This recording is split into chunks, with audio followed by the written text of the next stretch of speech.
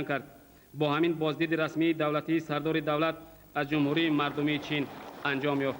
نتایج آن را کاتب مطبوعاتی سردار دولت ظفر سعیدов چنین شرح داد: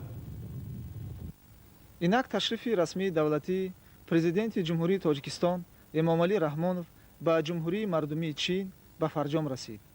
натиҷаҳои ташрифи расмӣ ва мулоқоти байни ду кишвар дар сатҳи олӣ аз он дарак медиҳанд ки муносибатҳои ҳусни ҳамҷаворӣ, дӯстӣ ва ҳамкориҳои мутақобилан судманди байни ду кишвар ки қаблан низ вуҷуд доштанд ба марҳилаи сифатан нав ворид гаштанд.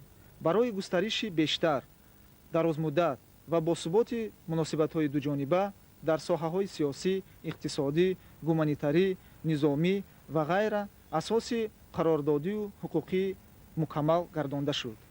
агар моҳи марти соли 1993 дар шаҳри Пекин дар байни ду кишвар 11 ҳуҷҷати байни давлатӣ ба имзо расида бошад, пас ҳини ташрифи расмии мазкур ба ин теъдод ҳуҷҷатҳо боз 9 санади байни давлатии расмӣ зам гардид.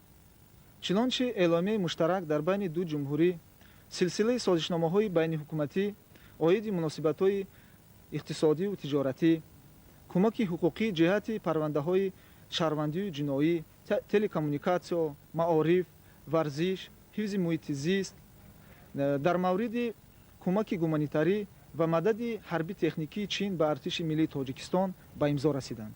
гузашта аз он, тарафҳо бар онанд ки барои инкишофи бештари муносибатҳои ҳамаҷониба дурнамои васеъ ва имкониятҳои фаровон вуҷуд доранд. тибқи эъломияи муштарак, ҷонибҳо дар риштаи муносибатҳои сиёсӣ, низомӣ, тиҷоративу иқтисодӣ, гуманитарӣ ва муносибатҳои байналмилалӣ тадбирҳои фаъолу мушаххас хоҳанд андешид. қобили зикр аст ки ҳукумати ҷумҳурии мардумии чин ҷонибдории тағйирнопазири худро аз кӯшишҳои ҳукумати ҷумҳурии тоҷикистон дар мавриди ҳимояи истиқлолияту соҳибихтиёрии давлатӣ, ноил шудан ба мусолиҳаи миллӣ, тараққиёти иқтисодии кишвар, таҳкими суботи дохилӣ таъкид намуд. ҳукумати ҷумҳурии тоҷикистон низ дар навбати худ таъкид кард ки ҳукумати ҷумҳурии мардумии чинро ҳукумати ягонаи қонунии чин ва Тайванро ҷузъи ҷудонашавандаи қаламрави чин эътироф намуда, бо Тайван дар ҳеҷ шакл тамосҳои расмӣ нахоҳад дошт.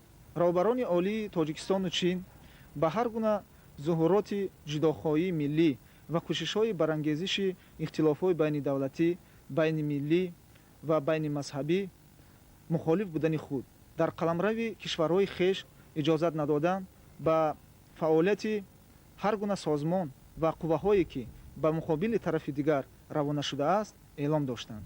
муболиға нахоҳем кард агар гӯем ки таҳкими минбаъдаи муносибатҳои ҳусни ҳамҷаворӣ, дӯстӣ ва ҳамкориҳои судманди миёни тоҷикистону чин на фақат посухгӯи ормонҳои халқҳо ва манфиатҳои бунёдии ду кишвар мебошад, балки аз лиҳози истиқрори сулҳу субот дар минтақа ва тамоми дунё низ аҳамият дорад.